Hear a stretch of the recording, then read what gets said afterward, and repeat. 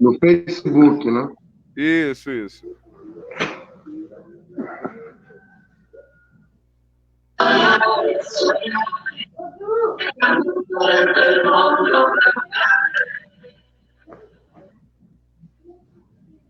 Não está aparecendo.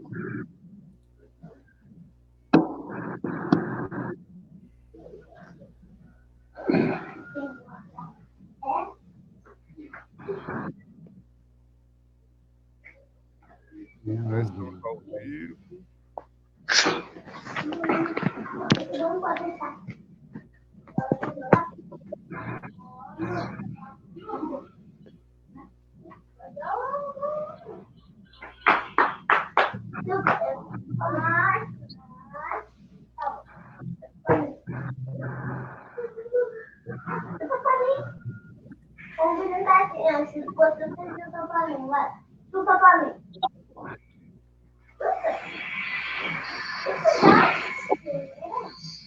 Olá, boa tarde a todos e todas. Iniciando aqui a nossa live, Papo de Futuro. Prazer imenso aqui receber as duas pessoas que nosso companheiro do Evangelista. Os meninos estão aí falando. Dudu, tá vazando o áudio. Se puder, isso. Então, estamos muito felizes, né, de poder fazer essa conversa hoje, trazendo um pouco do debate sobre a questão da Comissão da Verdade sobre a Escravidão no Brasil e a importância da cidade de Ouro Preto dentro desse debate. O Papo de Futuro, ele é um papo de provocações, né, que a gente está iniciando hoje, nosso primeiro atividade nesse sentido.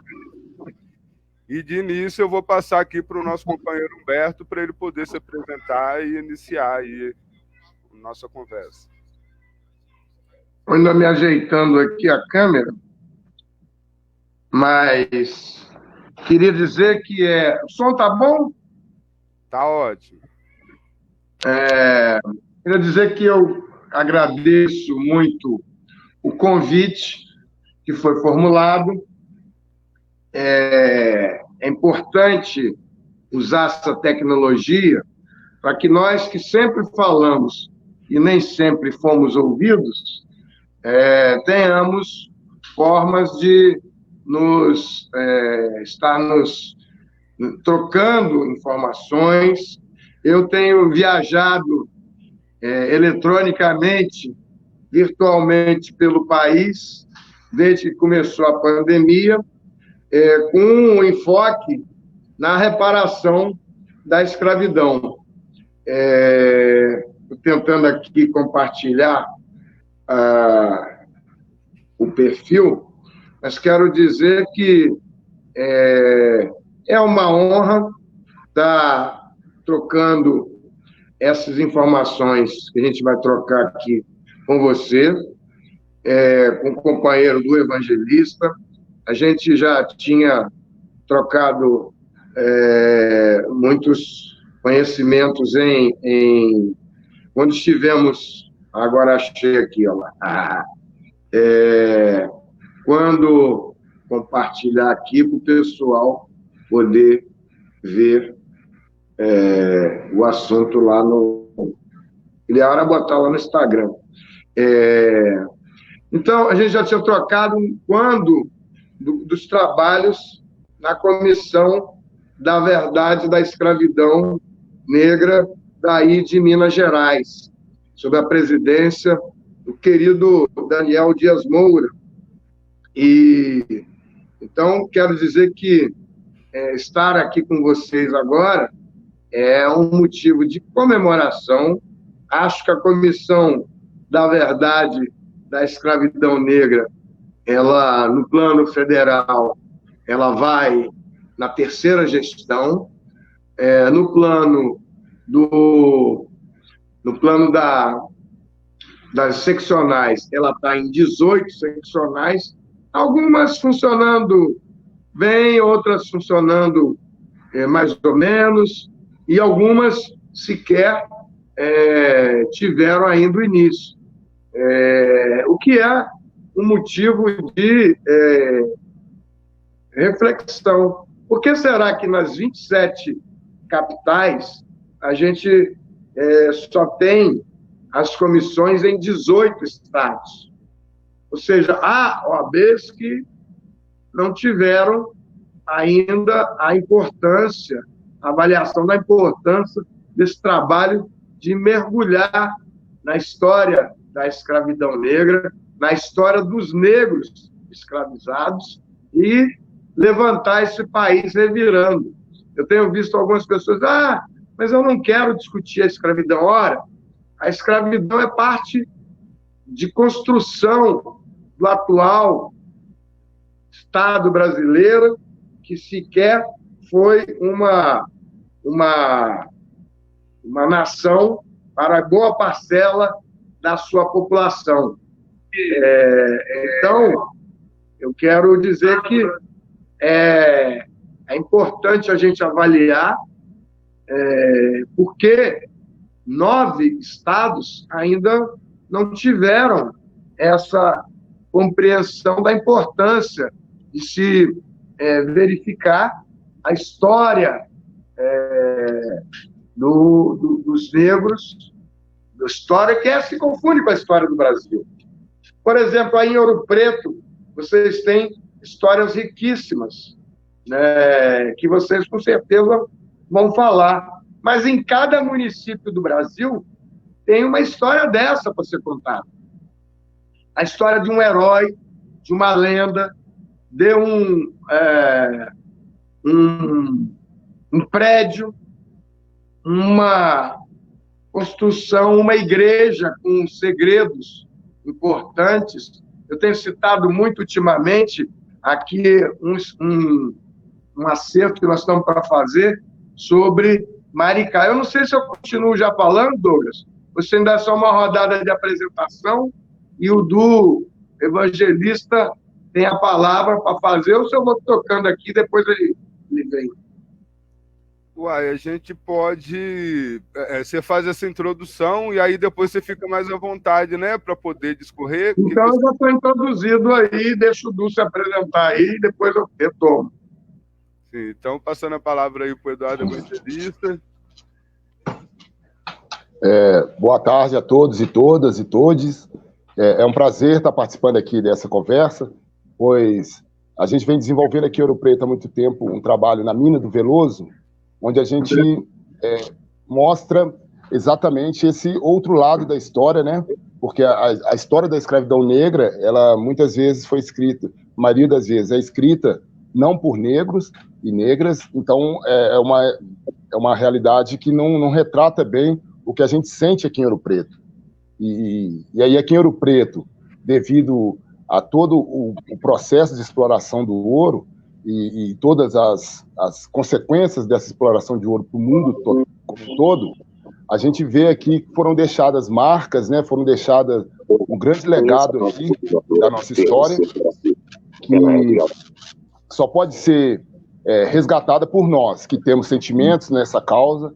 Então, aqui a gente, na Mina do Veloso, no coletivo Outo Preto, que é um coletivo que vem desde janeiro, né, a gente fez o lançamento desse coletivo, a gente vem pautando a questão do protagonismo dos povos negros na formação aqui de Ouro Preto, da antiga Vila Rica, e também a importância disso para o Brasil como um todo. Como você disse, né, Humberto, não está na totalidade dos estados brasileiros, das capitais, essa Comissão da Verdade, e também não pode ficar sem a cidade de Ouro Preto, que no momento de formação do nosso país, aí no século XVII e XVIII, teve um papel fundamental e todo esse papel foi protagonizado por negros. Ao longo da live aqui, a gente vai poder compartilhar algumas informações das pesquisas que a gente vem realizando aqui na Mina do Veloso, junto ao coletivo Outo Preto. Então, eu gostaria de dar um grande abraço para você, para o Douglas e para todos que estão acompanhando essa live aí. E aí, ao decorrer dela, a gente vai levantando mais pontos importantes sobre essa quebra do Estatuto do Escravo, que é tão importante para a gente poder conseguir vencer essa luta aí contra o racismo. Então, feitas as apresentações, né, e a gente se preparando agora para entrar no debate propriamente dito, é importante lembrar, né, que esse papo ele vem dessa nossa necessidade de fazer com que as descobertas que têm sido feitas em Ouro Preto, tratando da questão do protagonismo dos povos africanos, a gente compreende, né, que exatamente pelos grandes feitos realizados aqui na cidade, entendendo que Ouro Preto foi a primeira grande mina de ouro do mundo ocidental, né, que o ouro extraído daqui ele vai mudar a geopolítica internacional, né? E todo esse protagonismo, assim como apontado por Du, foi um protagonismo dos povos africanos.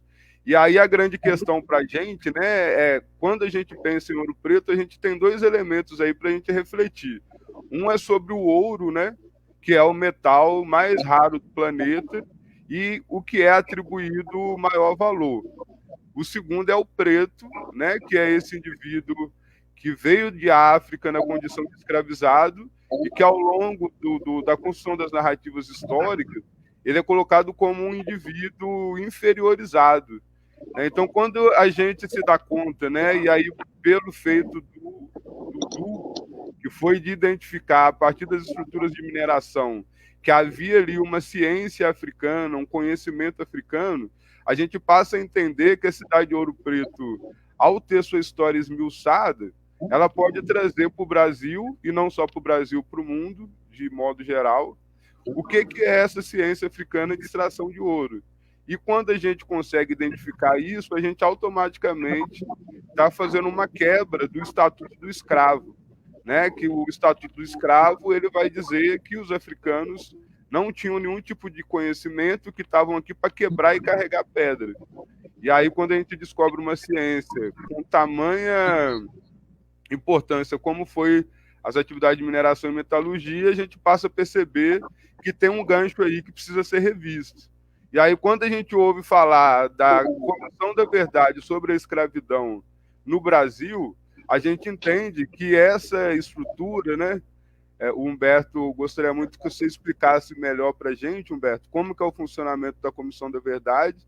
A gente entende como a Comissão da Verdade aqui ela tem muito a contribuir nessa nova história que está sendo trabalhada, né, por todos esses acontecimentos que a gente tem vivido aí nesse ano muito intenso que a gente, né, tem tido. E então eu passo a palavra para o Humberto para ele poder explicar para a gente como funciona a Comissão da Verdade e como que para ele essa narrativa de Ouro Preto ela pode de alguma maneira contribuir nesse processo. Eu não posso aproveitar e deixar de lamentar nessa oportunidade a história do indicado aí para ministro da Educação, o Decotelli, um homem negro de 70 anos, que se derreteu aí em horas, né, 2, 3 dias, e já está ali para apresentar a carta de demissão. Qualquer que seja a ideologia do atual governo, é triste a gente ver um homem negro. Eu vi hoje o Tiago Amparo falando isso no Twitter, né? E aí não deixa de ser lamentável, né? A gente vê um cidadão negro se derreter em público, um currículo, né, se esvair, mas, ao mesmo tempo, não dá para passar a mão na cabeça, né? Da montagem, de fake news, da tentativa esperta, e que deve servir, inclusive, de alerta para muitos que estão por aí, talvez fazendo as mesmas coisas, né?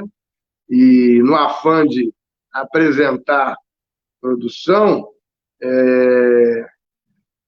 você poder cair num papo desse também. Mas, enfim, em relação à Comissão da Verdade, ela se montou inicialmente com a metodologia de se fazer. De pesquisa e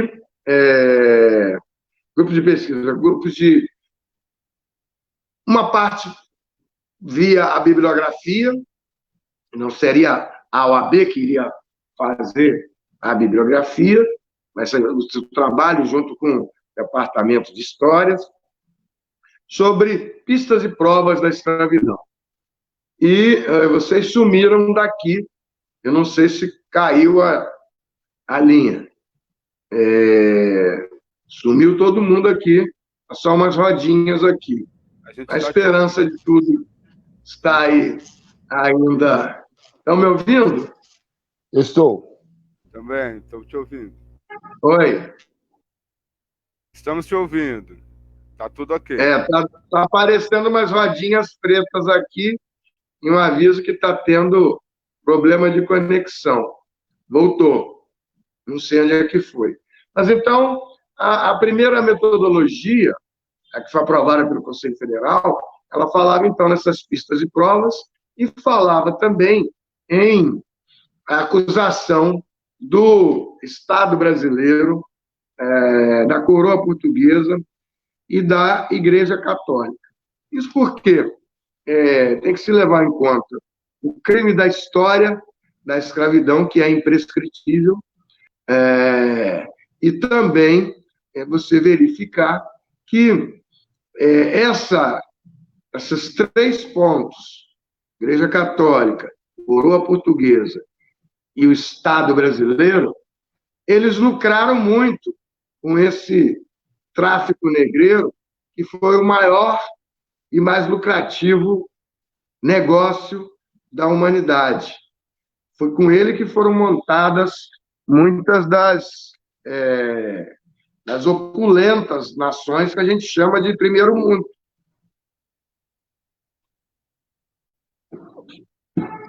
E daí, porque como é imprescritível, daí nasceria o direito da reparação da escravidão, que ainda é um ideal.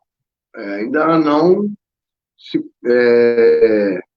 muitas tentativas que estão sendo feitas ao redor do mundo inteiro, nós não temos ainda uma efetiva reparação da escravidão em qualquer lugar do mundo.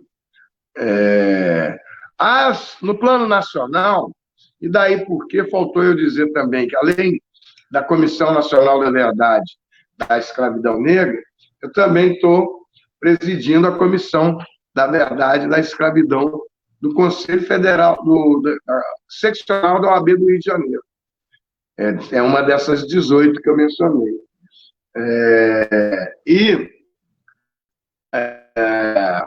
Ainda a Comissão de Igualdade Racial do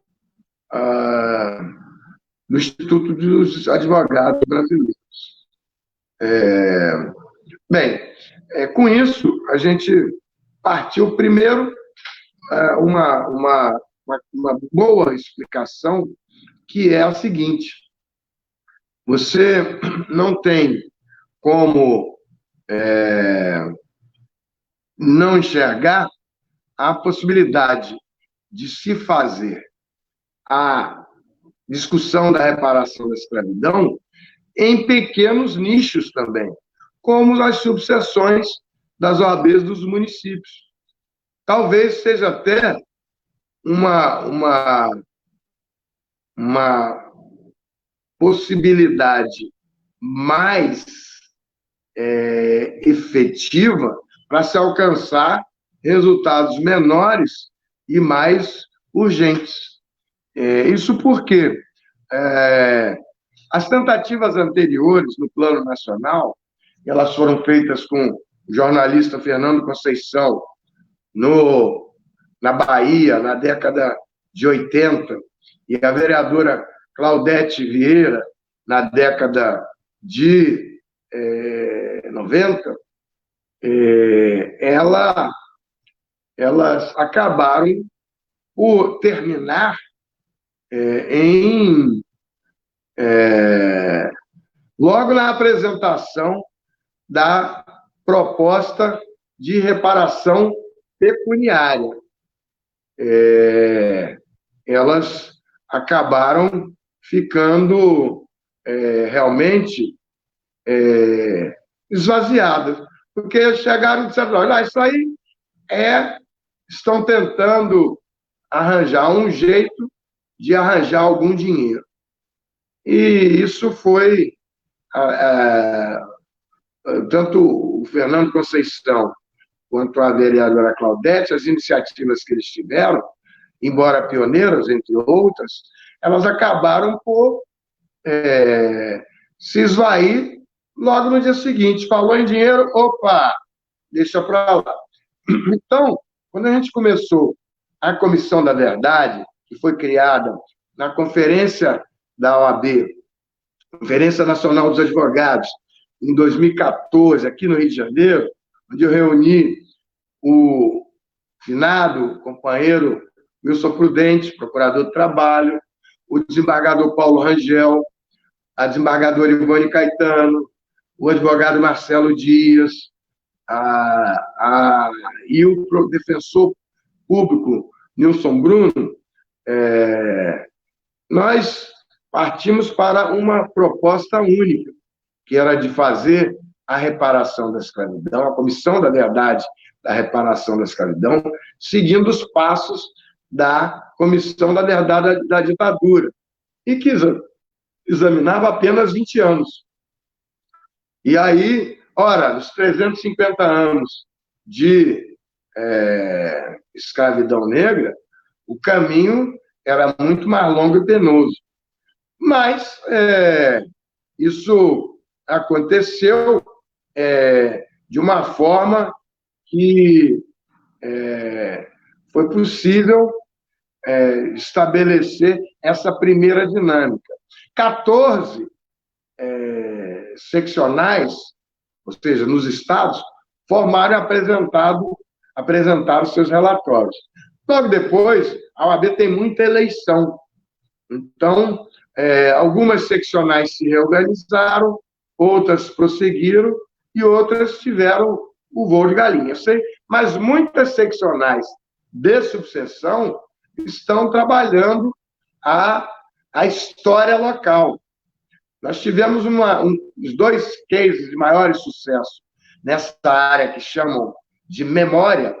É o caso do Luiz Gama, que renasceu, ressurgiu, né, como herói da pátria, teve o seu nome instalado no panteão, no hall dos heróis, né, e a Esperança Garcia, no processo da OAB do Piauí, capitaneada pela professora Maria Sueli Rodrigues. Esperança Garcia viveu em 1780 e ela escreveu uma carta reclamando da tortura.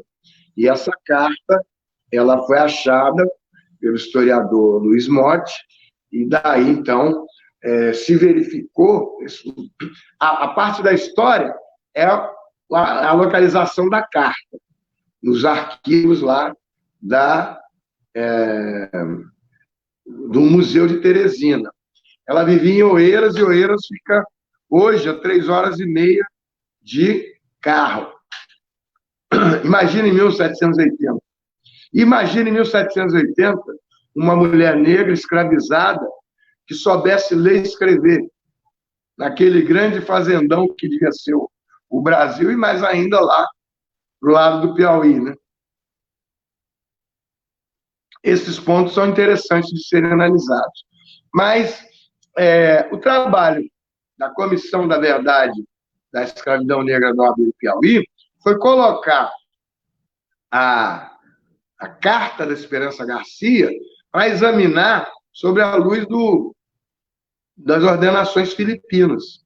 E, com isso, concluir que foi realizado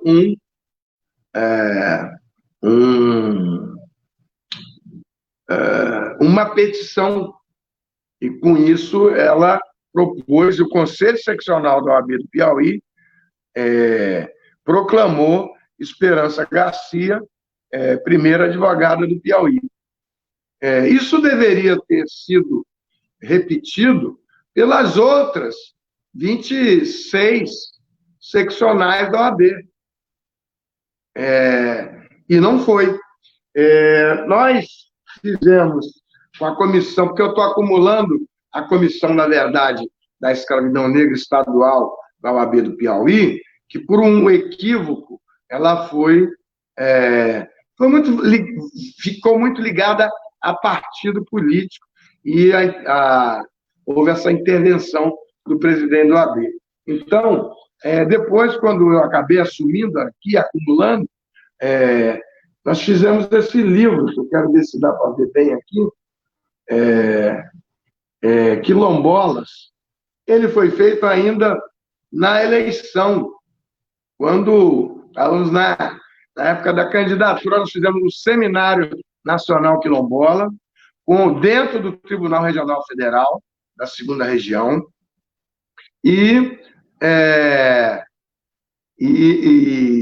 com muita dificuldade, totalmente voluntário, e com a pergunta: o que vai acontecer depois da ADI 3239, que é a ação direta de inconstitucionalidade, que julgou a constitucionalidade do decreto 4887, que propõe a demarcação de terras quilombolas.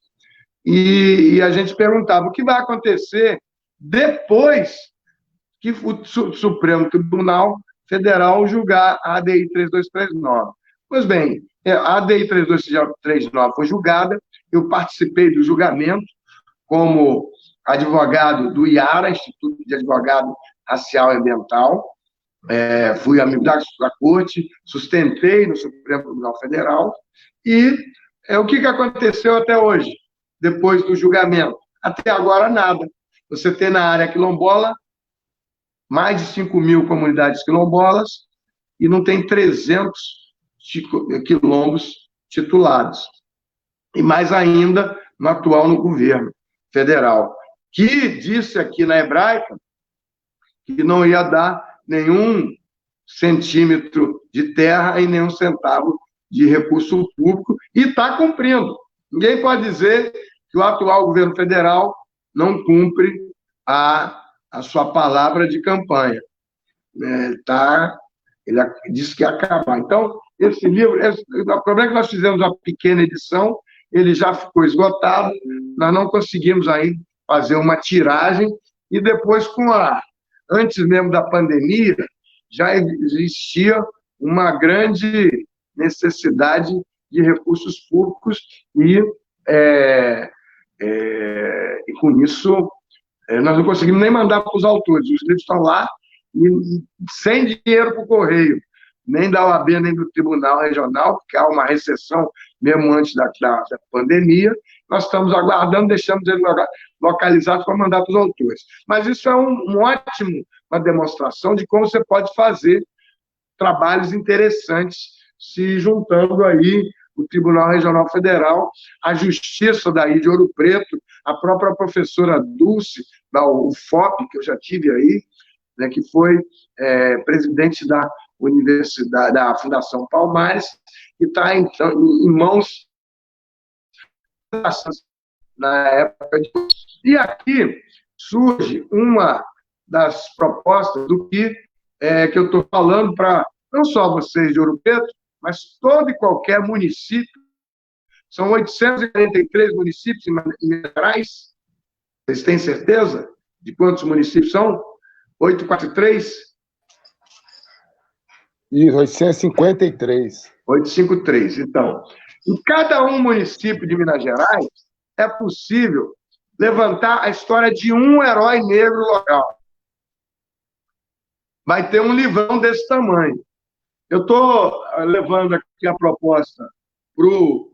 Nós já fizemos um consórcio de sucessões, íamos levar para a Conferência Nacional do Advogado esse livro aqui, Insurreição Negra, ele é Injustiça. Ele é um produto do trabalho de João Luiz do Boc Pinot na OAB de 80, na gestão do, do presidente Miro não, dá o nome dele aqui, esqueci agora.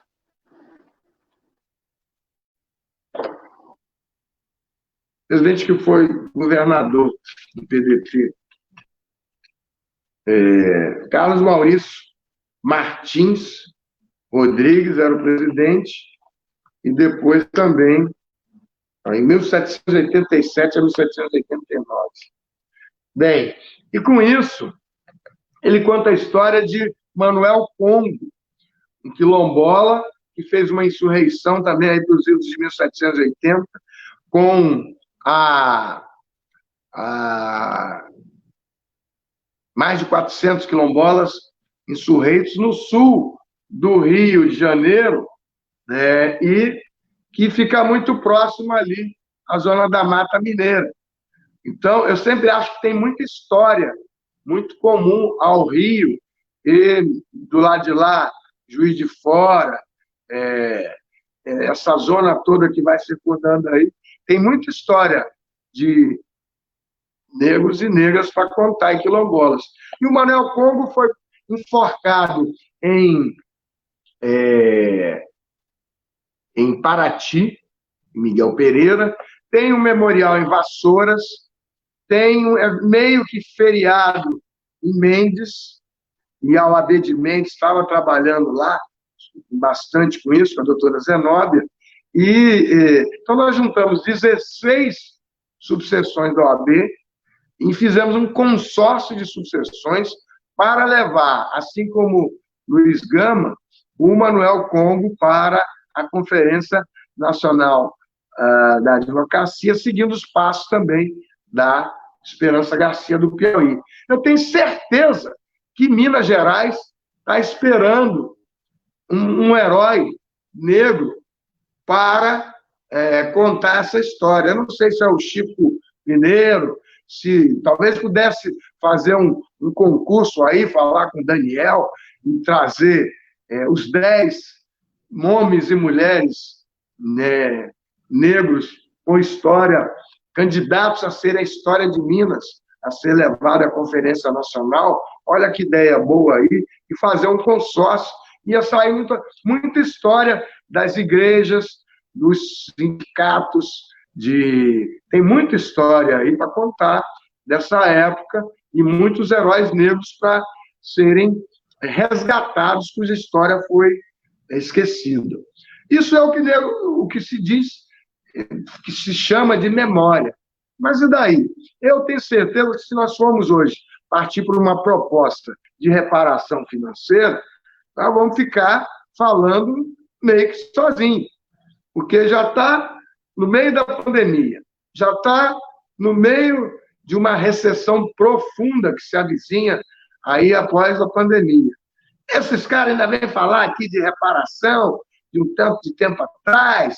Eu não tenho nada com isso, não fui eu que escravizei ninguém, eu não tenho por que pagar. Então, na medida que a gente vai levantando esses nossos exemplos, que muitas vezes ficam restritos aos departamentos de história, eu acho que a gente pode trabalhar em resgatar esses exemplos de trabalhos de história, de departamento de história, que muitas vezes estão nas gavetas das universidades. E com ele, dar voz e alcance e repercussão com a voz da OAB. Ao mesmo tempo, essas comissões que vão se montando nas OABs, inclusive das OABs das subseções, elas são portas de entradas para jovens advogados do sistema OAB. Nós fizemos aqui, para terminar, em outubro do ano passado, o primeiro encontro estadual das comissões da verdade da escravidão negra, e com a igualdade racial, e fizemos uma importante reunião que culminou nessa mesa de abertura, que eu chamo uma mesa histórica no sentido de ter 28 caras pretas, né, que eram dirigentes de OAB. Grande maioria muito jovem. Então, eu acho que as comissões da verdade da escravidão negra também são portas de entrada no sistema OAB. Alguns podem achar que isso é pouco. Eu estava falando com o Ivani, o Babalaô Ivani, e ele, fizemos a live no sábado, ele disse, olha, isso é um resultado extraordinário, porque você ter a ideia, levantar, está funcionando há 3 gestões consecutivas de forma permanente, é um ganho bem interessante e que tem possibilitado surgir outros personagens na vida do OAB. Evidentemente que você sempre vai achar que podia fazer mais, melhor e envolver mais coisas e mais gente. Mas se você perguntar qual é o orçamento da comissão, eu diria que é nenhum. Nós vamos funcionando ao sabor das parcerias, dos aglomerados, dos convencimentos, das seduções, e temos conseguido fazer muitas coisas. Se tivéssemos mais braços, estaríamos fazendo mais. Como dizem, atribuem acho que ao Luther King, posso até estar enganado, eu fiz 1000 acontecimentos, eu salvei 1000 e poderia ter salvo, não sei se é Malcolm X ou Luther King, e poderia ter salvo 1000 outros se eles não soubessem que existiam tantos escravos. Então, eu penso que as perspectivas agora, na pandemia, e entrando para encerrar sobre o que é pandemia, a repercussão no caso dos Estados Unidos, aqui no Brasil, e que provocou muitas cenas de você ver brancos falando sobre os temas raciais brasileiros e os negros sem serem ouvidos como de hábito. Isso provocou alguns enquadramentos, né? E isso foi um fator bastante interessante.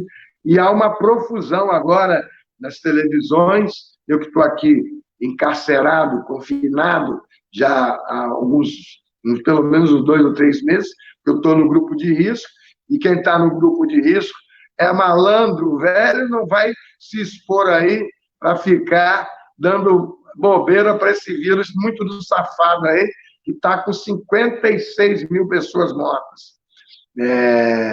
Então, a galera que já passou dos 60 está bem guardada, bem escondida e não dando chance para o azar, porque todo mundo vai ficar aí para a próxima e vai ficar ainda um bom tempo aí. Eu penso que a gente tocou nos principais problemas, tinha que falar também na questão das religiões de matriz africana. Eu me reportaria à entrevista muito exitosa do professor Silvio de Almeida, no Roda Viva, que fez alguns pontos bem interessantes e citou, em relação ao movimento negro, uma das coisas que eu achei que ele foi bem interessante, que o movimento negro está hoje nas favelas, nas nos terreiros e nas escolas de samba. Com isso, eu vi 2 ligações com exemplos anteriores que eu acho importante trazer em reforço ao que o Silvio Almeida falou. Primeiro, o professor Milton Santos. Eu estou sempre dizendo o seguinte, o Milton Santos, lá no governo PSDB, e ele fazendo avaliação da globalização que estava por vir, quem tiver na época vai lembrar daquela história, né? A globalização era a saída de tudo. E numa das últimas entrevistas, Milton Santos disse o seguinte, olha, eu acho que depois da globalização, o que virá é a a solidariedade que emerge das camadas mais carentes e mais pobres da população e que, invariavelmente, são as mais pretas. Então, isso acho que tem muita ligação com o que o Silvio falou. E aí, homenagear, relembrar o professor Silvio Almeida. Engraçado que ele foi doutor honoris causa em 16 universidades e ninguém foi lá dizer que o título dele era falso, né? Era um título fake. Vamos lembrar essa aí, vamos guardar para jogar aí, né? E a outra coisa, o Silvio Almeida falou dessa questão do samba e do terreiro. A Universidade Zumbi dos Palmares, onde o Silvio, pelo que eu sou, também deu aula lá, logo que ele se formou, não sei exatamente detalhes, mas ele deu aula lá na Zumbi dos Palmares, eu estou lá desde o início, e também foi resultante de um esforço, especialmente da galera do samba, que se juntou, e o pessoal dos artistas daqui do Rio de Janeiro, e também dos terreiros. Então, o Zé Vicente sempre fala isso daí. Então, penso que esses dois suportes estão inseridos aí em socorro ao que o Silvio Almeida falou. Não entendo, mas eu penso que essas coisas estão todas ligadas e vamos aí para o debate depois que o Du falar. Acho que são essas as primeiras considerações. Já falei bastante aí. Vamos ouvir agora vocês e tomara que a live seja reproduzida e que sirva sempre de multiplicação. Ela não pode ser só para o município de Ouro Preto. Ela deve ser um multiplicador para todo e qualquer município. Prossigo. Legal. Isso. Legal demais ouvir essa explanação. E, bem, aqui em Ouro Preto, eu sou nascido e criado aqui em Ouro Preto, muito antes, né, desse sistema de cotas que veio para fazer essa reparação, eu entrei na Universidade Federal de Ouro Preto, no curso de Engenharia Civil, que é um curso muito concorrido, né, e na época eu era um dos poucos, né, podia contar os negros que tinham na universidade na palma da mão. E quando eu entrei na universidade, eu despertei para o bairro onde eu nasci, sabe? Porque onde eu moro aqui no bairro São Cristóvão, onde eu fui nascido e criado, era talvez uma das maiores minas de Vila Rica, que era o epicentro, vamos dizer assim, da produção de ouro no período aí setecentista. Então eu morava numa mina de ouro, não sabia o que era aquilo, entrava para dentro das galerias subterrâneas, passava pelos aquedutos, passava pelas ruínas que existem aqui na Serra, e ninguém conseguia explicar o que era aquilo para a gente. Então, quando eu cheguei na universidade, e lá do campus, o campus fica do outro lado do bairro São Cristóvão, então você consegue ter uma vista bem ampla da Serra de Ouro Preto e da Serra do Veloso, que é o bairro São Cristóvão.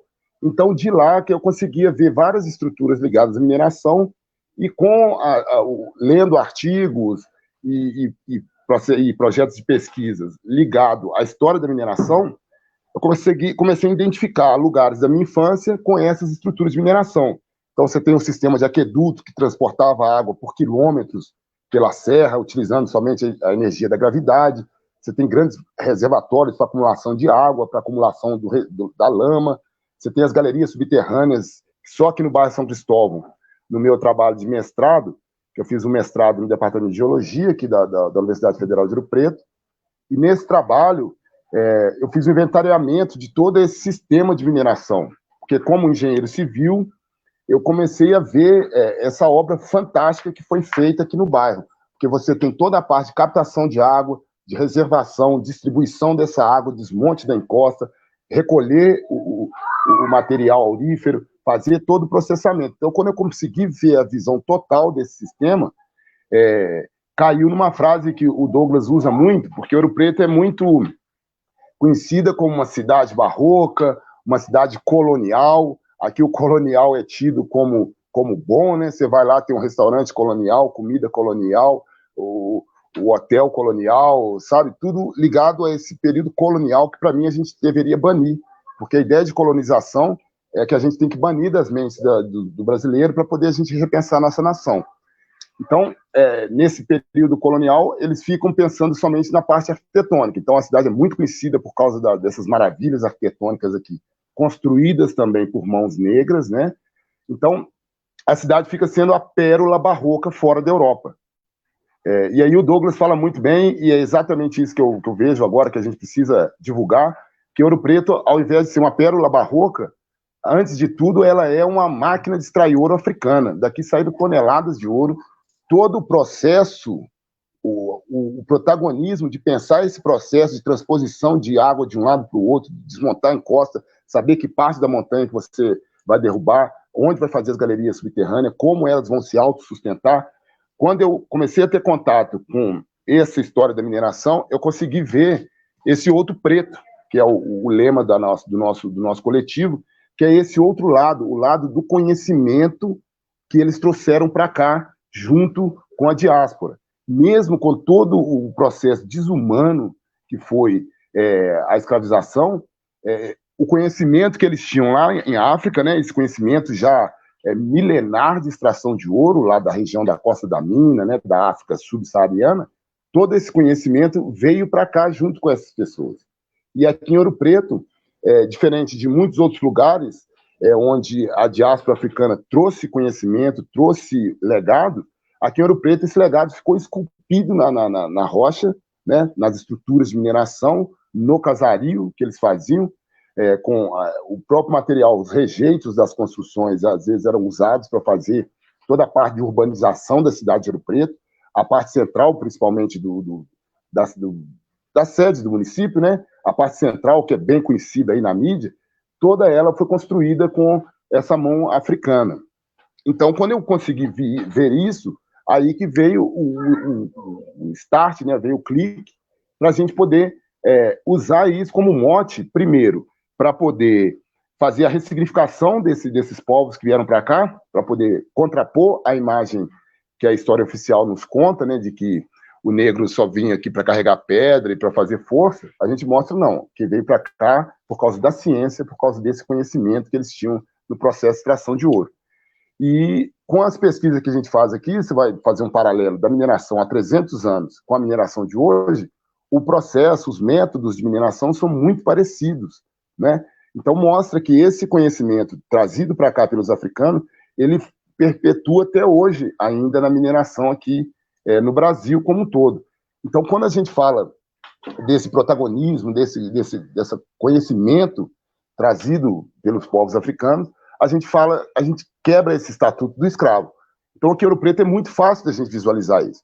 Mas, em todos os lugares onde teve presença da diáspora, ela veio porque, no processo de ocupação, de invasão do território, esses europeus precisavam de conhecimento para o plantio, no primeiro momento, porque você lidar com a terra em solo tropical é diferente lá do que é feito lá na Europa, que é clima temperado.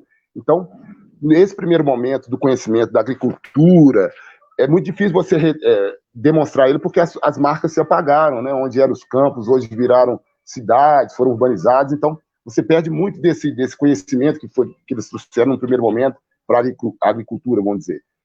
Já aqui em Ouro Preto, não, todo o conhecimento fica aqui. Tanto as técnicas, né? Aqui é muito comum você usar a técnica que a gente chama de pau a pique, que é fazer casa com madeira e barro. Essa técnica vem lá da África, porque os povos originários aqui do Brasil não trabalham com construção de barro. O europeu também não tinha esse costume, não existe registro dessas técnicas lá na Europa. Então, esse conhecimento vem com esses povos africanos, que lá na África você tem estruturas lá de barro, né, feito com essa técnica, por mais de 1000 anos lá. Então, a gente mostra na arquitetura, no urbanismo, o protagonismo africano, e na mineração a gente mostra e consegue fazer a visitação aqui na mina do Peloso, mostrando esse conhecimento deixado por eles nessas estruturas. E para além dessas duas grandes áreas, que é a arquitetura, né, o urbanismo e a mineração, a gente tem aqui também ainda um registro fantástico, que é da metalurgia, porque a gente está aqui no quadrilátero ferrífero, né, uma região muito rica em minério de ferro, e esses africanos e africanas que vieram para cá já detinham as técnicas de metalurgia no continente, nos países de origem. Então, a gente tem essa contribuição também aqui da metalurgia, que é um dos carros-chefes da nossa economia aqui em Minas Gerais, né? A mineração e a metalurgia corresponde a boa parte do PIB que a gente produz aqui em Minas Gerais. Então, aqui a gente consegue mostrar que os povos africanos tiveram importância fundamental para a construção do nosso país. Se a gente lembrar que antes de encontrar as Minas Gerais, o Brasil era muito concentrado somente na região litorânea, com o advento da mineração, com o início dessa atividade, é que teve essa interiorização no Brasil, teve essa conexão entre as várias regiões, né? Dinamizou o comércio, dinamizou toda a estrutura para que aqui se tornasse um país. Então, quando a gente fala aqui de Ouro Preto, fala de Minas Gerais, desse conhecimento que o africano trouxe para essas áreas, arquitetura, urbanismo, mineração, metalurgia, a gente consegue quebrar o estatuto do escravo.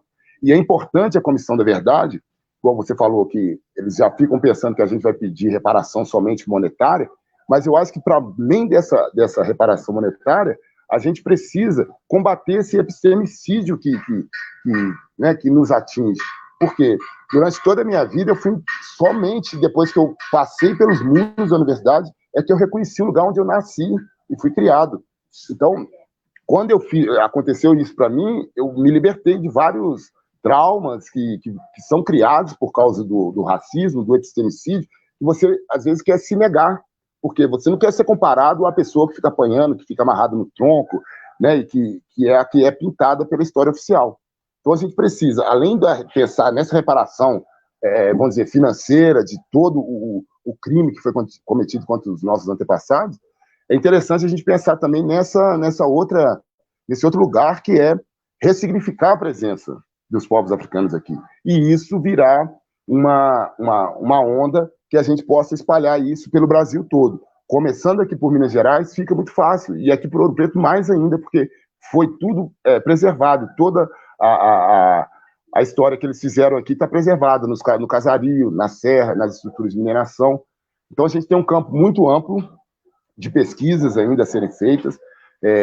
Aqui em Minas Gerais, a gente tem o professor Tarcísio, que ele escreveu esse livro aqui, não sei se dá para ver aí, ele fala sobre o Quilombo do Campo Grande, que foi uma agremiação de quilombos que talvez maior que o Quilombo de Palmares, e ele nunca é falado para nós mineiros. Era o pai Ambrósio, né, que era o líder desse grande quilombo, e que não é contado nos livros de história, não é contado em lugar nenhum.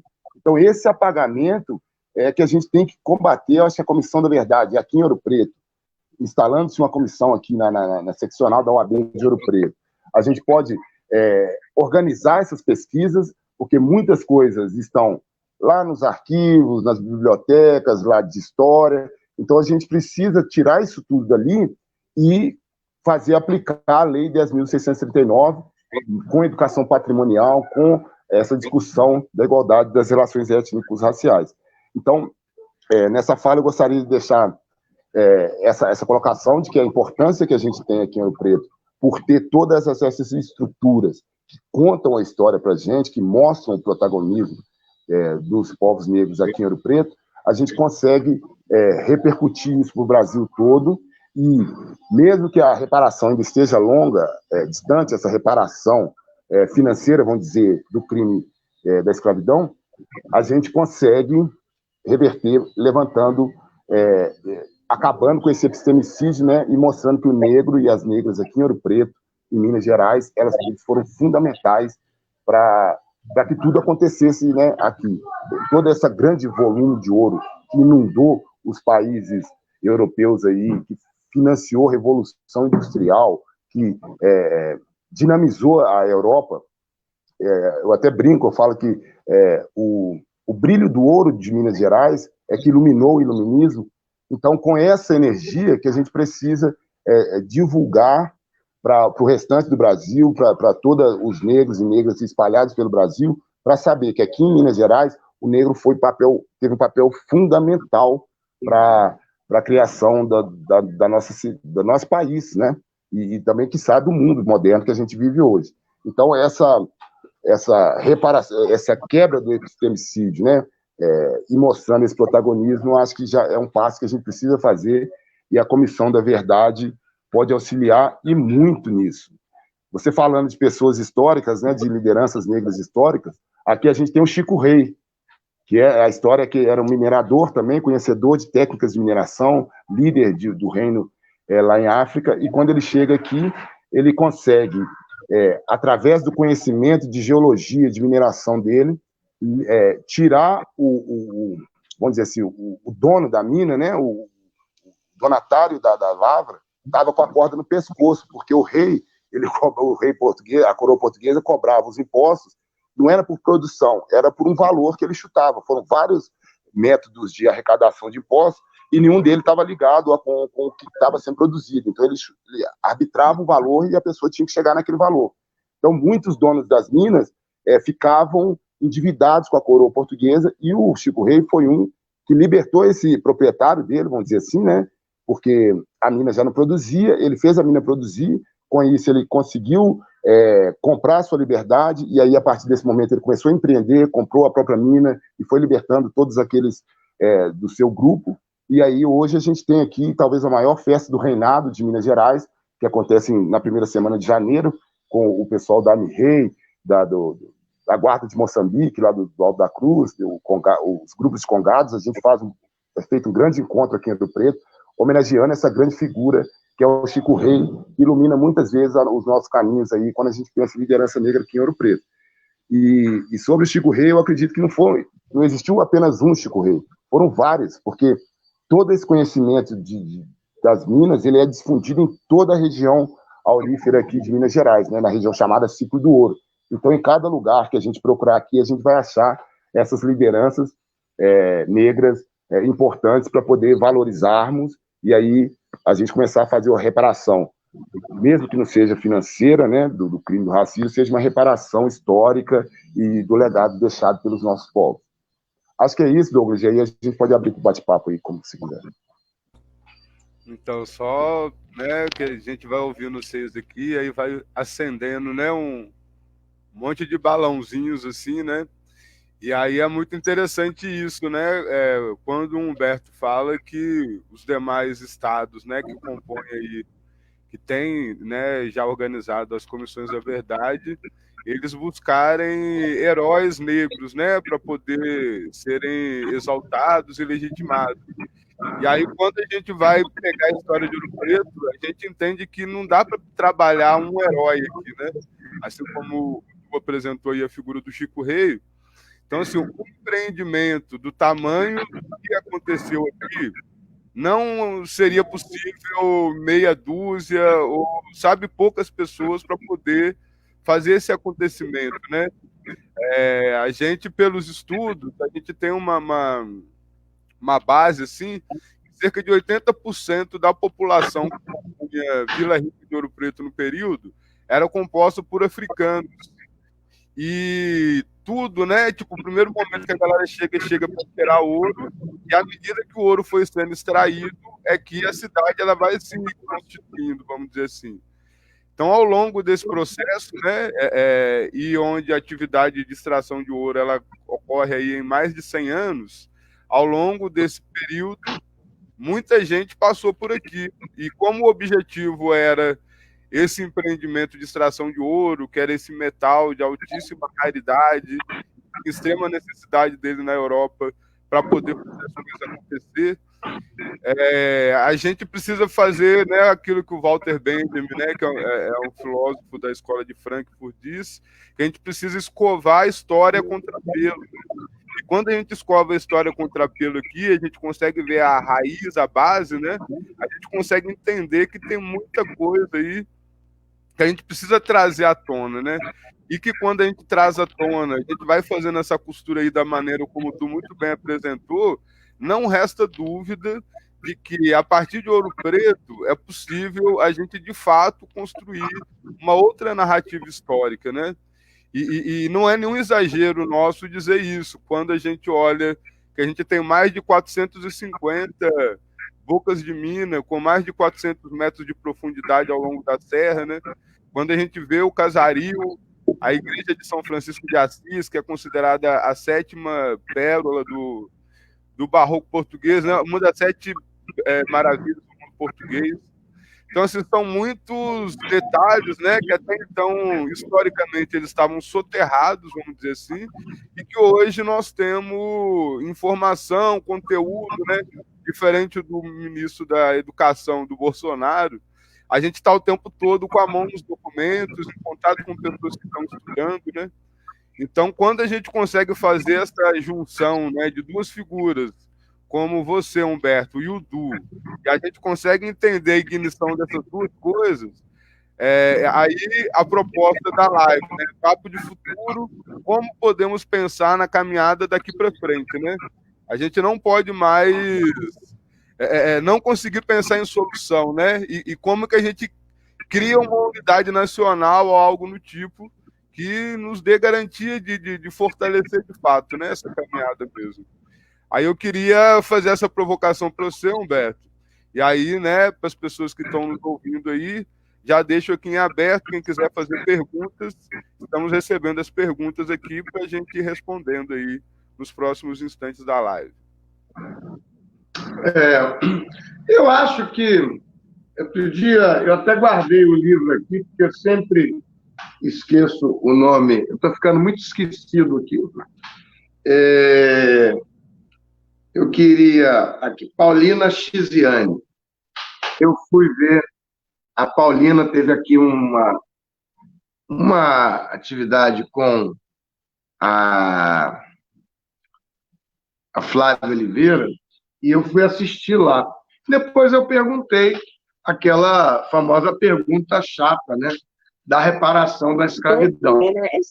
Ela disse, eu acho que é fundamental essa discussão, é necessária, não tem como superar, mas é uma tarefa que vejo que não é uma coisa para agora.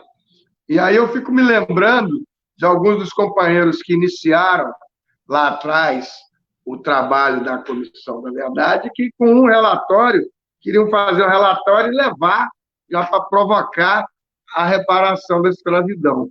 Ainda bem que não foi aceita a ideia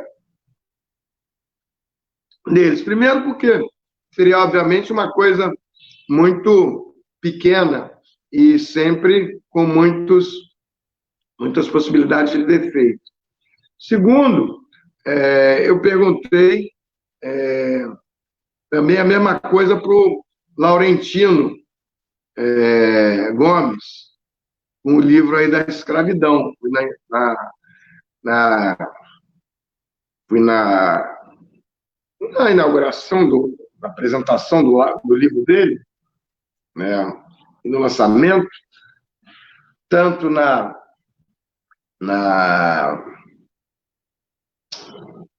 Bienal, quanto no Instituto dos Pretos Novos, que ele fez. Eu fui de novo lá, meio que dando uma caçada nele. E ele, embora eu ache muito importante a iniciativa dele, o fato dele dizer que é jornalista, que fez uma contribuição, e dizer que é jornalista best-seller, e que assume um lado quando ele se põe a escrever sobre esse tema, é verdade. Mas eu fiz uma pergunta sobre a reparação da escravidão, e ele me deu a resposta que eu vejo como verdadeira, mas, ao mesmo tempo, eu questiono não só a resposta, como a estratégia. Ele disse que falar da escravidão com foco na reparação atrai, não é o melhor caminho, porque atrai preconceito e rejeição. Sim, atrai. Não é a pauta prioritária de ninguém. Não tem nenhum partido político tratando desse tema. Ninguém quer saber. Por isso mesmo, o trabalho importante da Ordem dos Advogados do Brasil, de ser a única entidade que está levando, ainda que com dificuldades, esse tema à frente. E vez por outra eu me pegava assim, desanimado, né? E aí veio o conselho e a iniciativa e incentivo da professora Maria Sueli Rodrigues, lá da Esperança Garcia. Ela diz, olha só, a Comissão da Verdade da Escravidão é a comissão mais importante da OAB.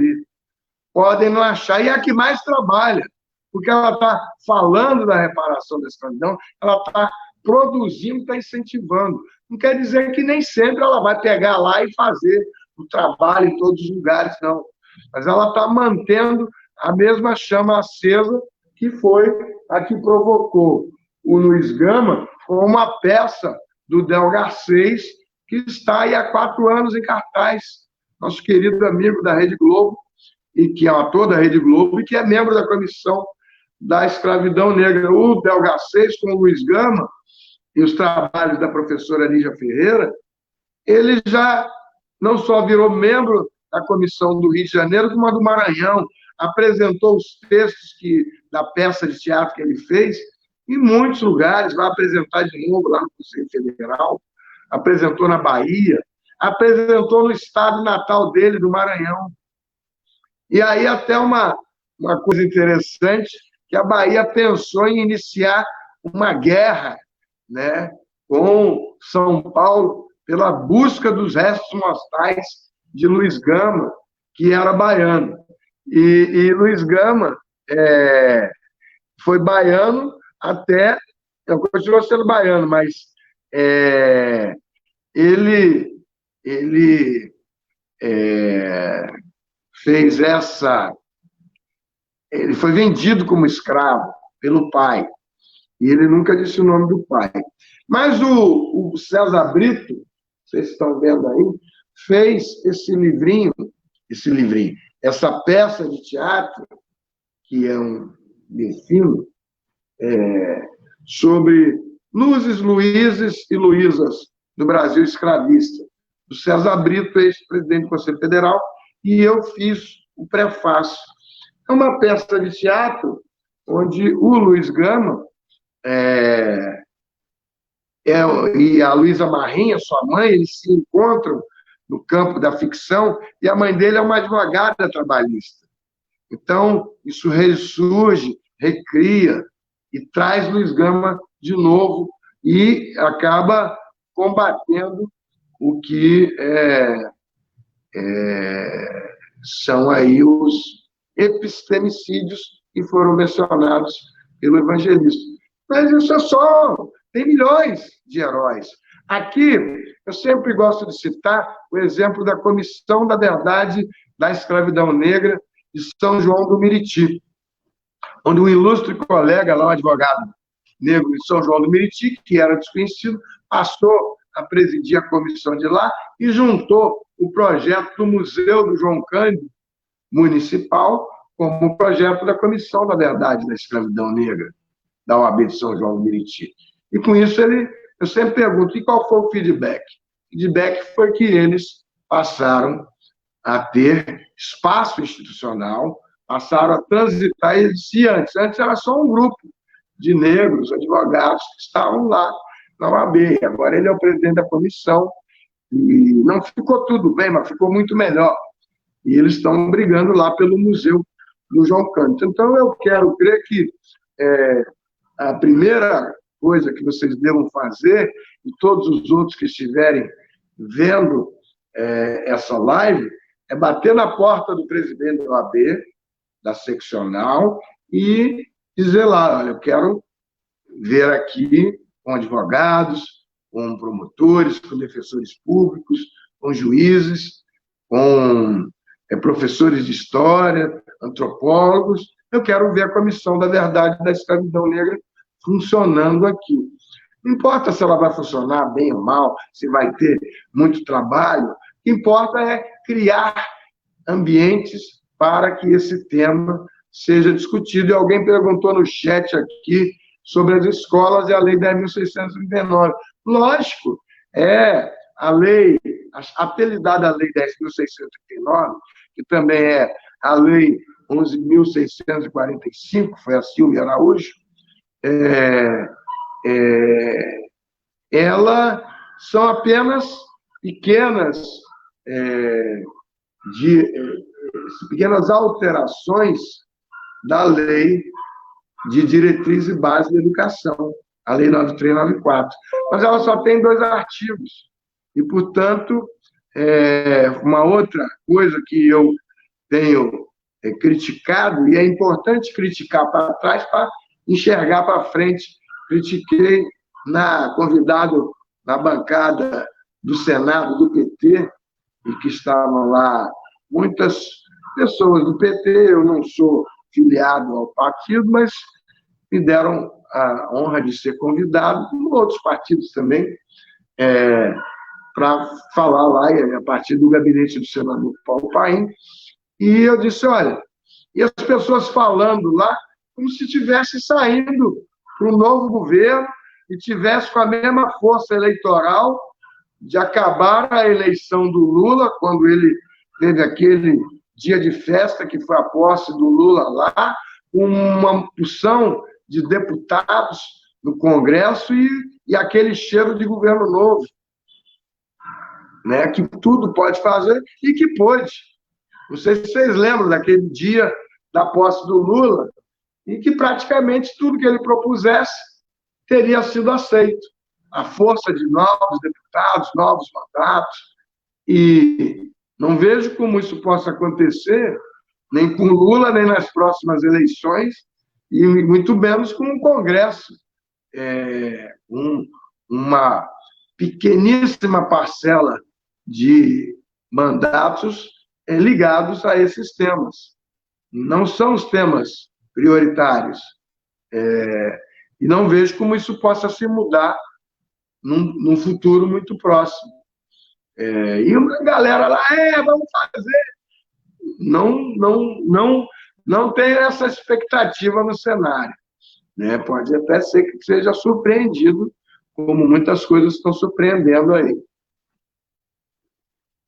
Então, e aí você vê, a Lei 10.639 é toda montada numa lei, a lei apelidada Lei 10.639, é uma lei, uma alteração de uma outra lei, com 2 artigos apenas, e tudo montado em resoluções do Conselho Nacional de Educação, a partir da resolução 008 de 2004, da professora Petronília.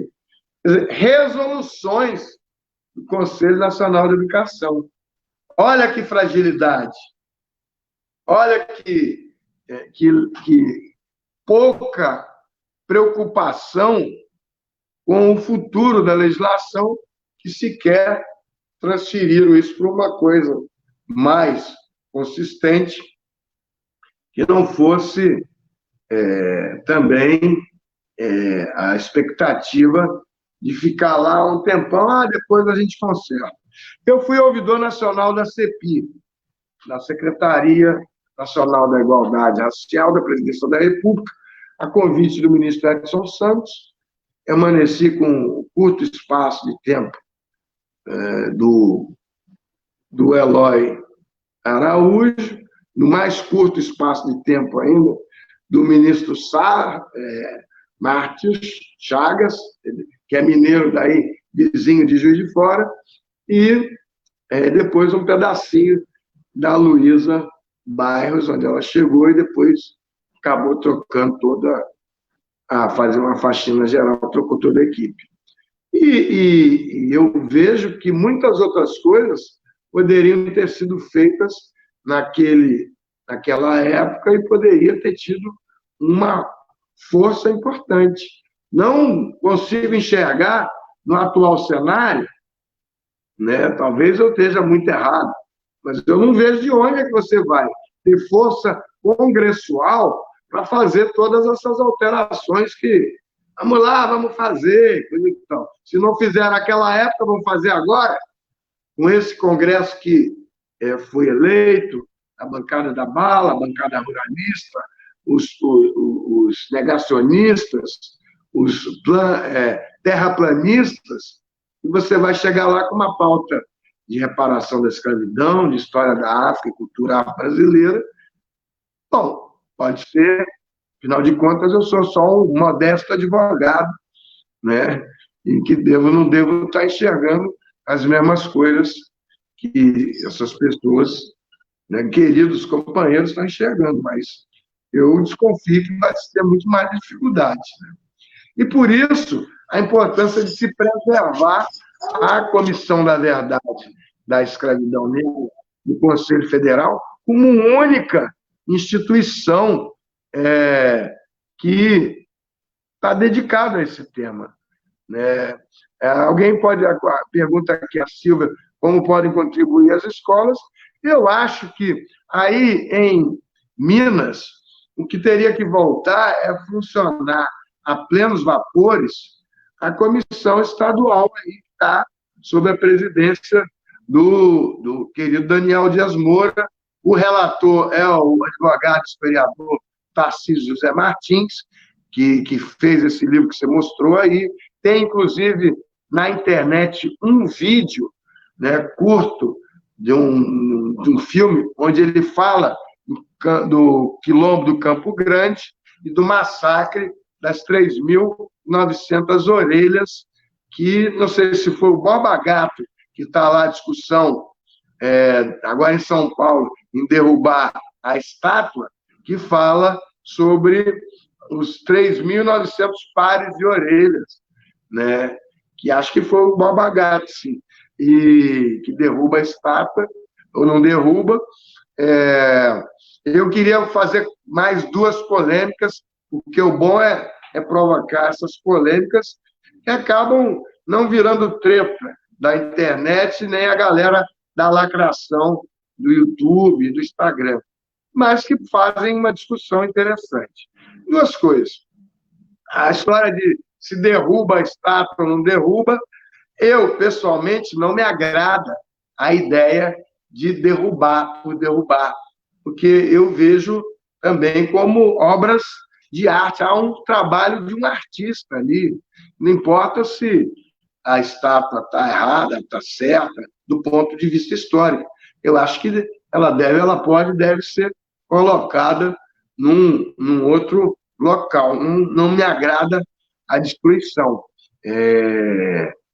E eu penso que se possa fazer um contraponto, fazer como está fazendo a Comissão da Verdade da Escravidão lá com o João Cândido, né? Levantar o Museu do João Cândido, ao invés de ir lá na porta do Exército para desacatar a estátua do Caxias, que é o patrono do Exército e que, reconhecidamente, tem sido denunciado aí como um matador de escravos, mas o Exército não gosta disso.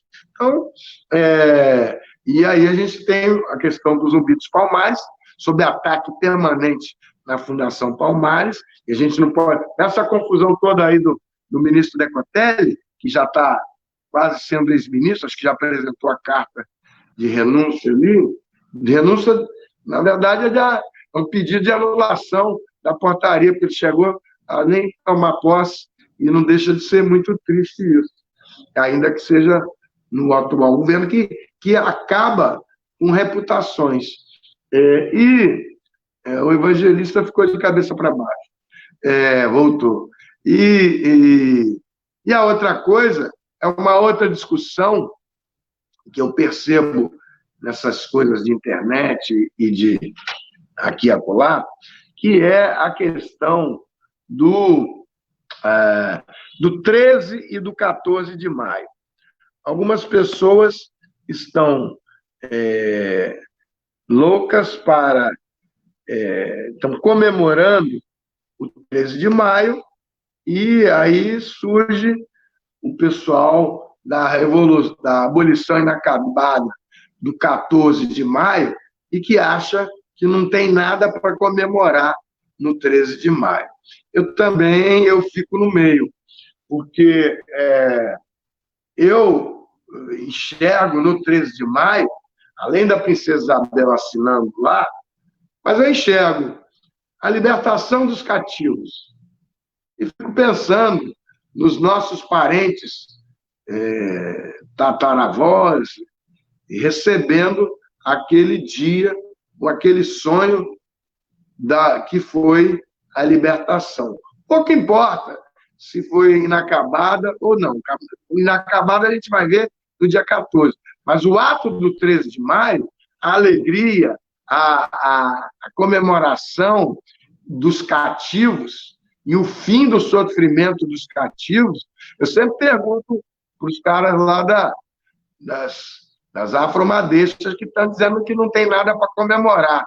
Eu disse, ô compadre, eu queria ver se você identificasse lá a sua tataravó amarrada numa bola de ferro, o seu avô debaixo de porrete, e se você ia ter alguma coisa para comemorar ou não. Ou eles vendo o descendente dele dizendo que não tem nada para comemorar entre um bufetão e outro. Então, esse é um ponto. A outra coisa é que também há a luta dos abolicionistas. Pessoas como Gama, Rebouças, Zé do Patrocínio e muitos outros heróis da luta pela abolição. O abolicionismo é uma atividade que ainda não foi suficientemente estudada pelos olhos dos abolicionistas. Quer dizer, não é que não tenha sido estudada, ela tem sido estudada, sim, e muito, pelos professores de história. Você todo dia aí tem professores de histórias que são especialistas nesse tema, inclusive do movimento negro. A gente tem tido muitos exemplos disso aí, e não vejo como não negar um epistemicídio, como o evangelista falou também, é você jogar fora a luta dos abolicionistas. E, por fim, a Tereza Cristina, outro dia, na live dela, todo dia, de 22 horas em diante, no Instagram, @Tereza Cristina, ela deu um outro exemplo. Decotelli confirma a saída do Ministério da Educação. Então, eu acho que ele não volta nem para a FGV, né? Porque descobriram lá, o Tiago Amparo publicou que no curso dele da FGV, a FGV disse que ele nunca foi professor da FGV. Ele deu umas aulas no curso lá e tal. Então, quer dizer, um cidadão de 70 anos, preto, que eu acho muito ruim, qualquer que seja a coisa dele, que fica uma lição aí para os mais velhos e os mais novos e os do meio também, né? Não forjem seus currículos. E eu estava conversando outro dia com o Ivani, e eu estava exatamente dizendo isso. Eu tenho visto muitos discursos aí da lacração, lacrou no YouTube, uhul! E eu dizendo, olha, você tem que citar as fontes, você tem que citar de onde é que você tirou esse pensamento. Você não pode pegar o pensamento de um outro, dizendo que é seu, ou não falar nada. Olha aí o professor Silvio Almeida o tempo todo chamando atenção. Esse conceito de racismo institucional não é meu conceito. Embora eu seja o autor do livro, o conceito não é meu. Ele já existia. Então, que fica o exemplo, uma galera aí que está contando a história sem dizer quem era o dono do boi.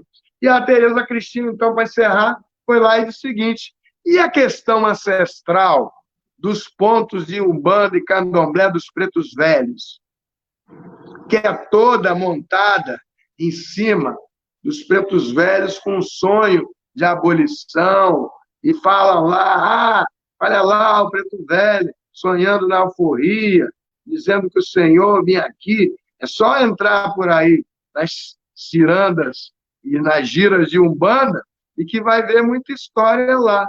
Isso também vai ser julgada fora porque a abolição está inacabada e porque não tinha nada para comemorar. Eu vejo também com muita dificuldade. E acho que não prejudica. Duas coisas: não prejudica a discussão da abolição inacabada, que deve ser feita e continua, e vai parar onde? Aonde nós estamos, na reparação da escravidão, né? E, ao mesmo tempo, não se precisa de mais um choque, mais uma treta do movimento negro, como foi o famoso mico, né, do Zumbi mais 10, onde o movimento negro, com partido, proporcionou uma marcha no dia 16 de novembro, lá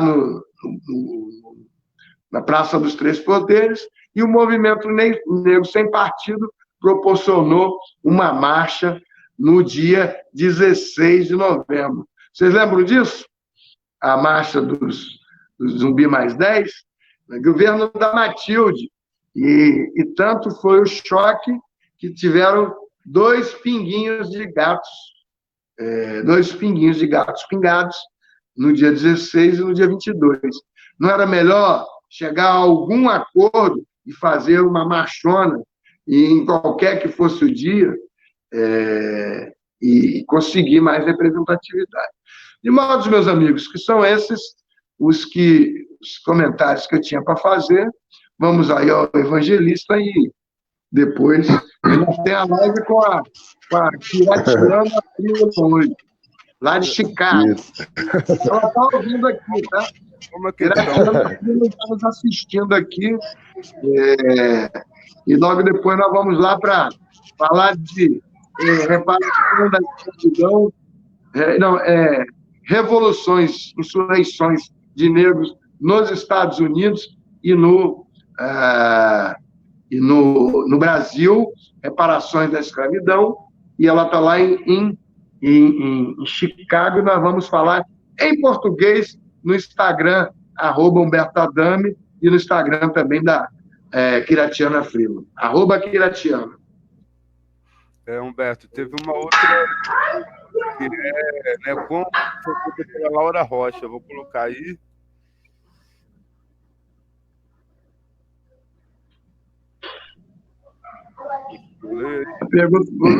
O Evangelista vai falar agora? Isso. É porque... Então ele já responde a pergunta. Legal. Essa pergunta é importante porque nós, que né, somos militantes aí da causa negra, de combate ao racismo, eu aqui na minha prática, eu também sou membro do NEABI aqui da Universidade Federal de Ouro Preto, e o que eu sempre trago lá para as colegas e para os colegas é que nós, negros e negras, precisamos ocupar espaços de poder político. Acabamos de ter esse episódio lastimável aí do Dacotelli de fraudar currículo, ser anunciado, antes de sentar na cadeira ele já está pedindo demissão. Então a gente precisa de espaços de política conquistado com a participação mesmo, com a militância. E eu acredito, como você falou, Humberto, muito bem aí, a gente está nesse governo extremamente contrário a essas pautas. Em Minas Gerais, aqui, o nosso governador aqui também, ele não sinaliza nada para esse lado. Então, o que eu acho que nos cabe para que essas políticas públicas sejam efetivadas e façam a reparação é que a gente vai estabelecer isso nos níveis municipais. Como eu disse, aqui em Ouro Preto, a gente tem essa força ancestral marcada nas construções e nas estruturas de mineração. Eu acredito que essa reparação precisa ser feita com política pública a nível municipal. Eu não precisar chegar lá nos meus 20 anos de idade, lá na universidade, para entender o lugar onde eu nasci. Então, a política pública para reparação precisa começar no nível municipal, na creche, na pré-escola, no fundamental. É lá que a gente vai precisar mudar a sintonia das crianças, né, para que ela não cresça como eu cresci também, sem ter nenhum representatividade negra. A única representatividade negra que a gente tinha era do esporte, era da música, né, com todos os méritos a eles também, mas nunca nos mostraram, eu fazendo engenharia, nunca tinham me mostrado que eu morava na maior mina de ouro que existia na cidade, que tinha técnicas aqui aplicadas até hoje na mineração.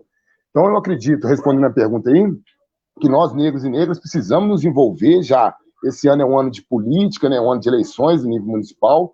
É uma eleição completamente diferente, porque a gente está com essa questão da pandemia espalhada. Então, a gente precisa se envolver nesse nível de decisão política, ocupar espaços para que as políticas sejam feitas por nós mesmos. Porque se formos esperar né, a Princesa Isabel, sabe, essas lideranças brancas que são as benfeitoras e nós ficamos só como né, não como protagonistas, eu acho que não é a saída. A saída, então, que eu vejo para as políticas públicas serem efetivadas e fazer reparação é nós, negros e negras, entrarmos mesmo nesse ambiente da política que não é feito para a gente, né? Ficam colocando cotas. Nesse governo nacional aí a gente tem lá o Hélio, o deputado, que fica ali como um papagaio de pirata do presidente. Você não vê falas, não vê postura, não vê projetos, não vê nada da pauta negra. E agora com essa questão do ministro, nem é mais ministro da educação, né? Que coloca a gente nessa saia justa aí e que vem muito para poder atrasar, né, a evolução do movimento negro no Brasil. Então, acredito que a pauta tem que ser discutida no nível municipal, com políticas públicas no nível municipal, para já lá na tenra idade, todos os negros e negras se reconhecerem, saberem da história fantástica dos nossos antepassados, aí, dessas grandes lideranças que estão encobertas aí pela poeira do tempo, mas que a Comissão da Verdade pode vir tirar essa poeira e apresentar para a sociedade. Acho que minha contribuição era essa aí, Douglas. Então, gente, acho, né, a gente está chegando aí às 17h29, né? A gente não tem mais perguntas, além dessas duas que foram apresentadas. E queria só dar uma reforçada, né, antes de passar aí para as considerações finais, que quando a gente pensa numa comissão da verdade, não tem como a gente lidar com outra coisa que não seja verdade, né? E para poder acessar essas verdades, assim como as críticas que o Humberto fez, né, da galera da lacração, que tá, tipo, não está buscando embasamento para poder falar sobre aquilo que está falando, e pura e simplesmente, às vezes, está querendo só um destaque, né? E a nossa caminhada é uma caminhada de longo percurso, né? Já tem um tempo aí que a gente vem esmiuçando, buscando informações, construindo esse percurso que nos autoriza, de certa forma, a propor um chamamento como esse, vamos dizer, né? De estar disposto ao debate. Cada dia que passa, a gente tem mais adeptos, né? Mais pessoas interessadas em esmiuçar essa história, assim como a gente tem feito ao longo desse tempo. A gente fica muito feliz, né, de entender que, de certa maneira, isso está acontecendo também em outros lugares e é o que acaba nos dando um alento aí para a gente continuar, né, nessa caminhada que a gente vem construindo. A gente entende que não está fácil, na verdade nunca esteve fácil, mas assim como o Du falou, né, a partir do momento que a gente passa a entender nossas raízes e que conexões são essas, isso, de certa maneira, nos dá uma chama mais forte para continuar marchando, né? Acho que a gente está num processo aí de é isso, né? Se a gente não puder fazer por todos, que pelo menos a gente faça pelos nossos, né? Nossas crianças, e que essa galera aí, de certa maneira, vá se tornando também multiplicadores de todo esse trabalho que a gente vem fazendo, né? A gente tem atuado muito junto às escolas, né?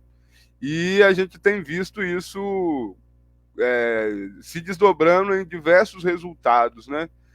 E aí a gente está aqui na torcida, a gente já está iniciando a conversa com alguns integrantes da OAB de Ouro Preto, e a gente espera logo em breve conseguir fazer essa amarração aí, para que a gente possa consolidar esse grupo de trabalho, vamos dizer assim, né?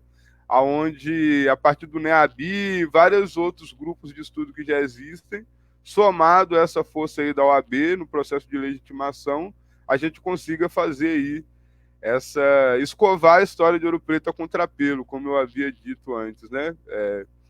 E aí eu passo agora então para o Humberto, para ele fazer as considerações finais, e logo na sequência o Du, já agradecendo aí imensamente pela... Eu quero dizer que vocês estão muito atrasados, porque nós estamos há 3 gestões na Comissão da Verdade, e depois dizem que os mineiros são corredores de chegada.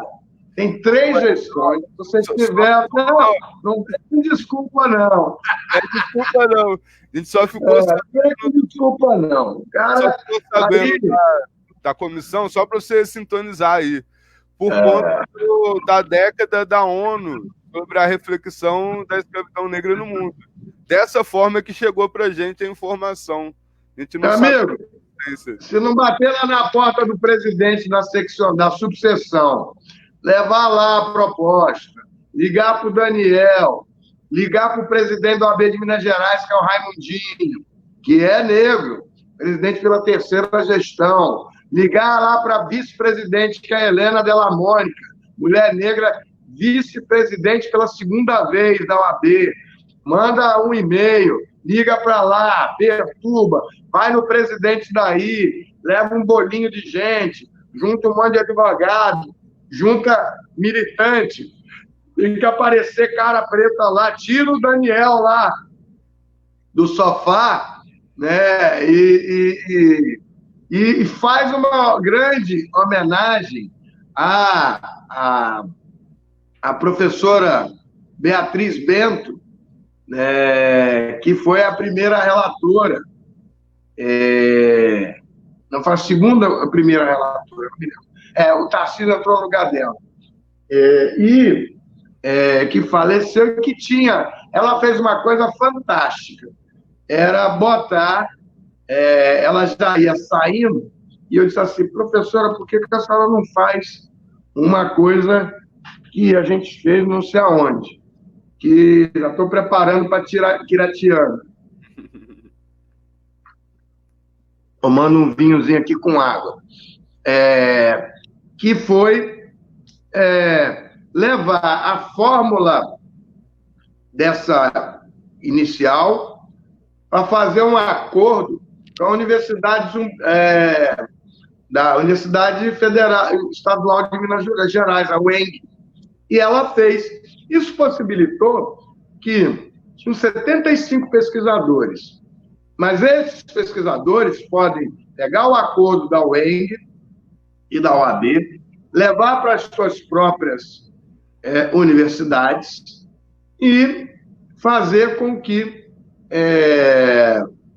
eles possam continuar pesquisando pela UENG, independente da OAB.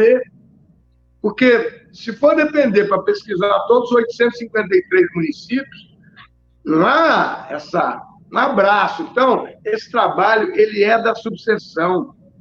Ele tem que ter uma OAB em cada lugar. É uma porta de entrada para pesquisadores. Pegar lá com a OAB de Belo Horizonte, o acordo que possibilitou que a Universidade Estadual de Minas Gerais pudesse usar a metodologia da OAB para fazer essa pesquisa. E aí a pesquisa vai sozinha. Porque, por exemplo, o cara pega esse acordo, bota lá na CAPES, bota na universidade, bota no nicho de coletivo, bota na OAB, na sua seccional, qualquer que seja o lugar, ele começa a fazer a pesquisa. Manda para a década, manda para a Unesco, manda para quem ele achar que pode mandar. Pede para o pai, pede para o avô, pede para o sogro. E aí, a pesquisa dele vai ser feita dentro de Minas Gerais. E ela vai estar fundamentada naquele acordo que a OAB de Minas Gerais fez. E ela sai dos limites da própria OAB, dos limites do presidente da subseção querer fazer ou não. Porque você pode fazer a pesquisa lá com base no acordo. O presidente pode não querer. Está fazendo a pesquisa, vai apresentar. E ainda acessar o fundo lá do fundo que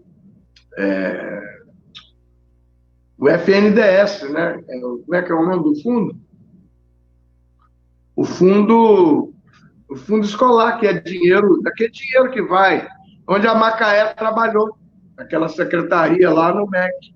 A galera diz, olha, eu tenho aqui o acordo, os municípios, isso pode até ser levado para a prefeitura, porque tem esse acordo lá, quer dizer, e pode ser conseguido esse tipo de recurso, o FNDE, o Fundo Nacional de FNDE, Desenvolvimento Estudantil. E pode ser feito esse acordo lá. Pode ser feito denúncia também e acordo o Ministério Público, onde o Ministério Público designe termos de ajustamento de conduta para fazer esses estudos aí. Pode pesquisar, inclusive, na Ancine, que não tem dinheiro para nada, mas isso vai passar, é preciso fazer as apostas.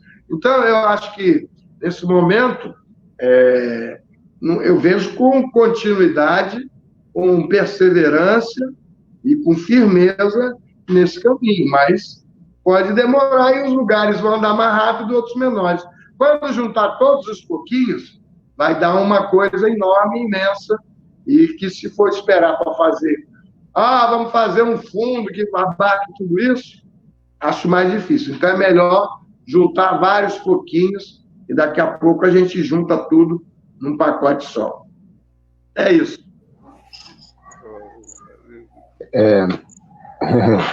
Muito legal, Humberto. Eu acho que é isso mesmo. A gente precisa mobilizar a institucionalidade, né, que precisa tomar a diretriz, mas isso não pode ficar atrelado somente à OAB. Aqui a gente tem a doutora Mara, que é a presidente da seccional, e aí esse contato é interessante a gente fazer também, porque ela também, eu acho que é adepta à causa, então é importante que a liderança da OAB esteja apta, né? Apta a fazer essa receptividade. E também esses outros órgãos aqui, a gente tem o Conselho da Igualdade Racial, tem o FIROP, que é o Fórum da Igualdade Racial, temos o NEABI.